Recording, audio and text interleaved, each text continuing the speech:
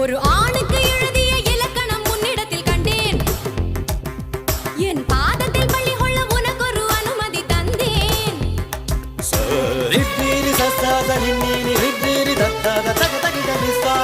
ஒரு ஆணுக்கு